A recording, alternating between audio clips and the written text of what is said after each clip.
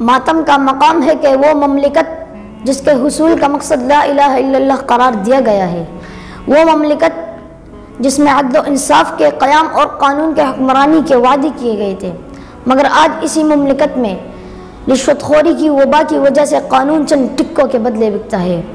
और उसके सरेआम बोली लगती है कि बेगुनाह गरीब मुजरिम कातिल ठहरता है और साहिब सरवत सरमायादार रिश्वत के जादू से बेगुनाह और पाक पास बन जाता है। कातिल डाकू मुंशियात फरोश रिश्वत के दम कदम से सोसाइटी का मुअज़्ज़ज़ मेंबर शुमार होता है। इस पर किसी को हाथ डालने की जुर्रत नहीं होती।